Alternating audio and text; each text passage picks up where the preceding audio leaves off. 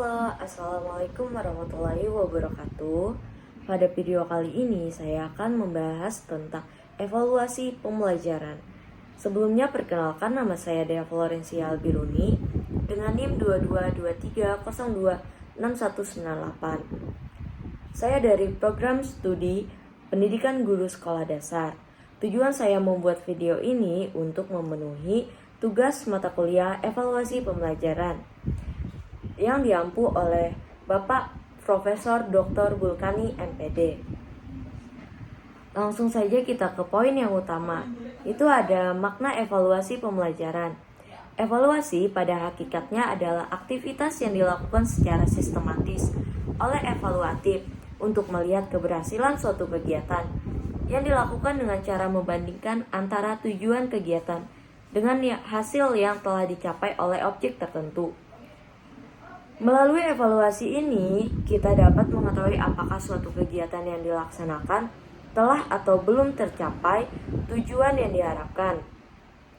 Evaluasi pembelajaran adalah suatu kegiatan yang dilakukan secara sistematis dan berlanjut untuk melihat hasil pembelajaran. Hasil pembelajaran dapat diartikan sebagai perubahan perilaku yang diharapkan akan terjadinya pada peserta didik. Hasil belajar bukanlah tentang apa yang dilakukan guru, tetapi tentang apa yang diperoleh peserta didik di akhir program pembelajaran. Selanjutnya ada makna evaluasi. Evaluasi paling tidak mengandung beberapa makna. Yang pertama, evaluasi merupakan suatu proses yang sistematis dan berkelanjutan. Dalam konteks ini, evaluasi haruslah merupakan proses yang terencana dan terukur langkah-langkahnya, sehingga langkah dan prosedurnya pun dapat ditelaah dan direplikasikan oleh orang lain. Yang kedua, evaluasi merupakan upaya yang membandingkan antara tujuan kegiatan dengan hasil yang dicapai. Yang ketiga, evaluasi memiliki objek tertentu, bisa berupa orang, misalkan peserta didik, mahasiswa, program, ataupun benda. Yang keempat, evaluasi membutuhkan evaluator. Evaluator adalah orang atau sekelompok orang yang memiliki keahlian khusus untuk melaksanakan evaluasi. Bisa berasal dari dalam, evaluator internal, maupun dari luar, evaluator eksternal. Dan yang terakhir, yang kelima, evaluasi menyediakan berbagai macam informasi tentang keberhasilan kegiatan, sehingga kegiatan ini dapat dijadikan sebagai dasar kebijakan bagi keberlanjutan kegiatan tersebut. Selanjutnya, poin yang kedua, ada fungsi evaluasi pembelajaran. Sesuai dengan definisinya, evaluasi pembelajaran memiliki 4 fungsi, yaitu fungsi penilaian. Fungsi penilaian ini untuk menilai capaian hasil pembelajaran dan mengetahui tercapai tidaknya pengajaran. Dengan melakukan evaluasi pembelajaran, kita dapat menilai efektivitas program pembelajaran yang telah dilaksanakan. Efektivitas itu dapat dilihat dari besarnya perubahan tingkah laku peserta didik, sebagaimana telah ditetapkan dalam tujuan pembelajaran. Dengan demikian, evaluasi pembelajaran ini akan berfungsi optimal jika evaluasi itu mencakup aspek-aspek psikologis secara komprehensif yang dalam taksonomi Bloom dinamakan dengan aspek kognitif, afektif, dan psikomotor. Selanjutnya ada fungsi diagnostik. Ini berfungsi sebagai cara atau teknik untuk mendiagnosa kesulitan dan perkembangan belajar peserta didik. Dari sisi kesulitan belajar inilah hasil evaluasi pembelajaran dapat digunakan untuk mengetahui jenis dan peringkat kesulitan belajar peserta didik. Tingkat kesulitan belajar yang dialami peserta didik juga dapat menggambarkan sejauh mana peserta didik tersebut telah mengalami perkembangan belajar. Selanjutnya ada fungsi penempatan. Evaluasi pembelajaran juga dapat berfungsi untuk menempatkan peserta didik pada posisi tertentu, baik posisinya jika dibandingkan dengan peserta didik lain. Dari hasil evaluasi, guru dan pengambil kebijakan pendidikan dapat menempatkan seseorang peserta didik pada kelas atau kelompok tertentu, menyatakan peserta didik belum atau telah tuntas belajarnya, menentukan seorang peserta didik telah layak diberi sertifikat kelulusan, dan sebagainya. Selanjutnya yang terakhir ada fungsi motivasi. Evaluasi pembelajaran juga dapat berfungsi untuk memberikan motivasi belajar kepada peserta didik yang cenderung akan meningkatkan kesiapan belajarnya ketika akan dilakukan evaluasi. Peserta didik yang memperoleh nilai baik dari hasil evaluasi akan memiliki motivasi semakin tinggi untuk mempertahankan dan meningkatkan nilai hasil belajarnya. Sementara peserta didik yang memperoleh nilai kurang baik seharusnya termotivasi untuk mencapai nilai yang lebih baik pada evaluasi berikutnya. Selanjutnya, poin yang ketiga, itu ada manfaat evaluasi pembelajaran. Di sini ada 4, yaitu bagi peserta didik, bagi guru, bagi sekolah, dan bagi orang tua. Yang pertama ada bagi peserta didik. Tujuan pembelajaran bagi peserta didik adalah tercapainya perubahan tingkah laku kognitif, afektif, maupun psikomotorik. Untuk mengetahui tercapai tidaknya perubahan perilaku tersebut, maka dilakukan hasil evaluasi pembelajaran, baik terhadap proses, hasil, maupun dampak pembelajaran. Dengan demikian, manfaat utama evaluasi pembelajaran bagi peserta didik adalah untuk mengetahui kemajuan dan hasil belajarnya, yakni sampai di mana tujuan-tujuan pembelajaran peserta didik telah tercapai. Evaluasi pembelajaran juga bermanfaat untuk memotivasi peserta didik. Adanya keinginan untuk mencapai tujuan, posisi, dan peringkat tertentu dalam belajar akan mendorong peserta didik untuk mempersiapkan diri dengan lebih baik saat dievaluasi. Yang kedua, ada manfaat bagi guru. Sebagai seorang pendidik yang merencanakan dan melaksanakan pembelajaran, maka guru memiliki kepentingan sangat besar terhadap pelaksanaan evaluasi pembelajaran. Karena evaluasi pembelajaran dapat memberikan gambaran tentang efektivitas proses pembelajaran yang diberikan guru. Yang ketiga, ada manfaat bagi sekolah. Bagi sekolah, evaluasi pembelajaran juga memberi manfaat bagi sekolah ini sebagai tujuan institusional. Untuk mengetahui keberhasilan pembelajaran dan capaian tujuan belajar, maka sekolah akan mengetahui tercapai tidaknya tujuan institusional sebagai lembaga penyelenggaraan program pendidikan dan bermanfaat untuk merencanakan program pendidikan, menilai ketepatan kurikulum yang digunakan. Dan yang keempat, manfaat bagi orang tua. Evaluasi pembelajaran sangat bermanfaat bagi orang tua untuk melihat keberhasilan pendidikan anak-anaknya, agar orang tua dapat membimbing kegiatan belajar anak di rumah. Bahkan dari evaluasi pembelajaran, orang tua dapat merencanakan arah pendidikan dan karir anak-anaknya di masa depan. Selanjutnya kita masuk ke poin yang keempat. Itu ada jenis evaluasi pembelajaran. Secara umum, evaluasi pembelajaran dapat dibedakan menjadi 2. Ada evaluasi formatif dan ada evaluasi sumatif. Pembagian ini didasarkan pada waktu pelaksanaan, kebutuhan, dan cakupan materi evaluasi yang dilaksanakan. Yang pertama, evaluasi formatif adalah evaluasi pembelajaran yang dilakukan untuk mengukur capaian sebagai materi pembelajaran yang telah diajarkan, baik untuk satu kali pertemuan, satu pokok bahasan, atau beberapa pokok bahasan. Jenis evaluasi formatif antara lain ialah evaluasi yang diberikan pada akhir pembelajaran atau ulangan harian. Dengan demikian pula, evaluasi yang dilakukan pada saat proses pembelajaran berlangsung. Jenis evaluasi formatif antara lain ialah evaluasi yang diberikan pada akhir pembelajaran atau ulangan harian. Dengan demikian, evaluasi yang dilakukan pada saat proses pembelajaran berlangsung. Evaluasi formatif juga dapat mencakup evaluasi terhadap aspek kognitif, afektif, dan psikomotorik. Pengajar perlu melakukan pengamatan terhadap perubahan perilaku peserta didik, misalnya tentang bagaimana aktivitas, motivasi, minat, dan sikap peserta didik saat pembelajaran. Sedangkan evaluasi sumatif adalah evaluasi pembelajaran yang dilaksanakan setelah satu paket pembelajaran telah diberikan dan memberikan data tentang penguasaan peserta didik pada suatu materi pembelajaran. Dari substansi materi, evaluasi sumatif mencakup materi pembelajaran yang lebih luas dan komprehensif dibanding evaluasi formatif. Evaluasi sumatif tidak hanya semata-mata mengumpulkan data dari pelaksanaan tes ujian semester, tetapi juga mencakup pengumpulan data kemajuan belajar peserta didik dari hasil evaluasi formatif. Hasil evaluasi formatif biasanya juga digunakan untuk komponen yang diperhitungkan dalam evaluasi sumatif. Selanjutnya, poin yang kelima, itu ada prinsip-prinsip evaluasi. Evaluasi pembelajaran yang baik dilaksanakan dengan prinsip-prinsip tertentu. Yang pertama ada komprehensif.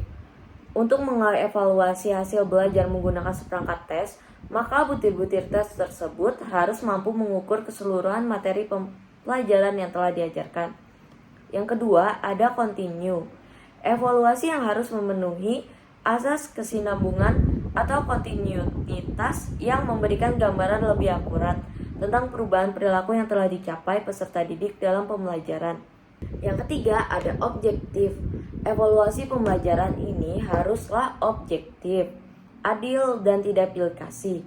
Evaluator harus memberikan penilaian apa adanya terhadap perilaku hasil belajar yang diperoleh peserta didik setelah mengikuti pembelajaran. Objektivitas evaluator akan sangat membantu memberikan gambaran yang lebih nyata tentang hasil belajar, termasuk kemungkinan adanya hambatan-hambatan belajar, sehingga dapat ditentukan tindak lanjut dan perbaikan sistem pembelajaran. Dan yang keempat ada akomodatif. Evaluasi yang harus memenuhi prinsip akomodatif itu harus dirancang untuk dapat mengakomodir pengukuran terhadap semua karakteristik peserta didik yang bervariasi. Adanya perbedaan variasi karakteristik peserta didik menyebabkan perbedaan pula pada model dan pendekatan evaluasi pembelajaran yang akan digunakan. Selanjutnya untuk poin yang terakhir, yaitu ada tahapan evaluasi pembelajaran. Berdasarkan pendekatan sistem dan mengacu pada sistem manajemen, maka sistem evaluasi dapat dibagi menjadi 3 tahapan. Yang pertama ada perencanaan, planning. Yang kedua ada pelaksanaan, implementation. Dan yang ketiga ada evaluasi, evaluating.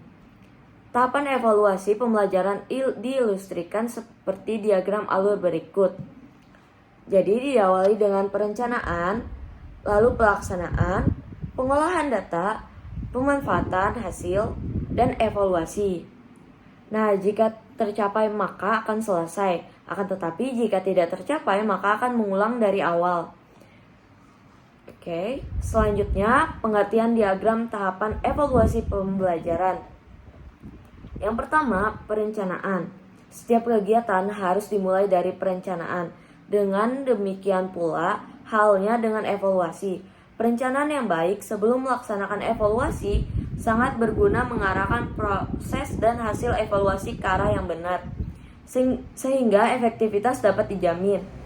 Perencanaan yang baik, kegiatan evaluasi tersebut dapat dievaluasi sehingga ditemukan pada titik mana kelemahan dan kekurangan terjadi, yang sangat berguna untuk penyempurnaan sistem evaluasi secara keseluruhan. Ada beberapa hal pokok yang harus direncanakan dengan baik. Yang pertama, menentukan tujuan evaluasi. Evaluator harus menetapkan untuk apa evaluasi tersebut dilakukan. Dalam tahapan ini, evaluator harus meninjau kembali keseluruhan tujuan kegiatan, sehingga dapat ditentukan tujuan mana yang akan dievaluasi. Yang kedua, objek yang akan dievaluasi. Objek evaluasi yang dapat berupa program, kegiatan, peserta didik, peserta kegiatan, dan semacamnya. Yang ketiga, menentukan model evaluasi yang akan digunakan yang tergantung dari tujuan dan objek yang dievaluasi. Jika menggunakan model evaluasi program, maka evaluator dapat memilih salah satu model evaluasi program. Yang keempat, ada aspek-aspek apa yang akan diukur. Dalam konteks ini, evaluasi pembelajaran, evaluator harus menentukan aspek dan subaspek hasil belajar yang akan diukur. Yang kelima, tingkat kedalaman dan keluasan aspek yang akan diukur. Untuk evaluasi dengan aspek-aspek hasil belajar yang mendalam dibutuhkan teknik dan instrumen yang berbeda dibandingkan dengan aspek yang lebih dangkal. Yang keenam, ada jenis instrumen yang akan digunakan. Dalam evaluasi, terdapat beberapa pilihan jenis. dan bentuk instrumen yang telah digunakan, tergantung pada tujuan evaluasi, objek evaluasi, beserta karakteristik aspek yang akan dilanjutkan dan beberapa faktor lain. Yang ketujuh, waktu pelaksanaan evaluasi. Evaluator harus merencanakan waktu yang tepat untuk melaksanakan evaluasi sesuai dengan kebutuhan dan situasi yang dihadapkan. Yang ke-8, evaluasi personal yang terlibat dalam evaluasi. Kadangkala dalam pelaksanaan evaluasi yang cukup luas, evaluator perlu membentuk tim untuk merencanakan dan melaksanakan evaluasi tersebut. Dan yang terakhir ada biaya dan sumber biaya.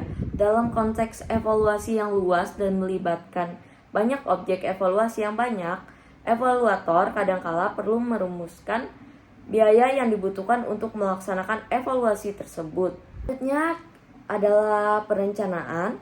Kualitas dan akurasi hasil evaluasi juga dipengaruhi kelancaran pelaksanaan evaluasi. Evaluator harus merencanakan dengan matang pelaksanaannya. Faktor-faktor seperti karakteristik objek yang akan dievaluasi dan ketersediaan sarana prasarana merupakan faktor yang harus dipertimbangkan. Selanjutnya, pengolahan data. Evaluator harus melakukan analisis terhadap data yang terkumpul dari data hasil evaluasi. Pengolahan data ini tergantung dari tujuan dan pendekatan penilaian yang digunakan. Analisis hasil evaluasi umumnya dapat dibedakan berdasarkan pendekatan yang digunakan, yakni analisis data kuantitatif dan analisis kualitatif. Evaluasi yang menghasilkan data berupa angka-angka atau skor umumnya membutuhkan analisis kuantitatif berupa analisis statistika. Sedangkan evaluasi yang menghasilkan data kualitatif juga membutuhkan analisis kualitatif. Pada kenyataan di lapangan, evaluator sering menggunakan kedua pendekatan tersebut sehingga hasil evaluasi lebih bermakna. Selanjutnya, pemanfaatan hasil. Evaluator harus merencanakan pemanfaatan hasil evaluasi sesuai dengan fungsi evaluasi, yakni fungsi penilaian, fungsi diagnostik, fungsi penempatan, dan fungsi motivasi. Yang terakhir, evaluasi. Penilaian terhadap keberhasilan dari tahapan evaluasi yang dilakukan oleh evaluator akan diperoleh dua keputusan penting. Kadangkala dapat terjadi ketidaksesuaian antara tujuan evaluasi dengan hasil evaluasi yang dicapai. Dengan kata lain, tujuan evaluasi tidak dapat dicapai karena adanya berbagai hambatan. Tujuan evaluasi program pembelajaran tidak tercapai, maka guru selaku evaluator dapat menentukan titik kelemahan dan program pembelajaran tersebut, antara lain dari sisi sistem evaluasi yang digunakan. Mungkin model evaluasi yang digunakan sebagai pendekatan kurang cocok terhadap situasi pembelajaran. Dari hasil evaluasi terhadap sistem evaluasi yang dilakukan evaluator, akan diperoleh dua keputusan penting. Jika evaluasi tersebut dianggap telah mencapai tujuan, maka sistem evaluasi tersebut dapat disimpan dan dibakukan untuk digunakan pada waktu yang akan datang, pada situasi yang relevan. Jika ternyata evaluasi tersebut belum mencapai tujuan yang diharapkan, maka evaluator akan melakukan telaah terhadap sistem dan tahapan yang telah dilakukan untuk menemukan hambatan dan kelemahan sehingga tidak terjadinya lagi pada evaluasi tersebut. Dan apa yang sudah saya sampaikan, dan terima kasih atas perhatiannya. Mohon maaf jika ada perkataan saya yang salah dan penjelasan saya yang kurang. Wassalamualaikum warahmatullahi wabarakatuh.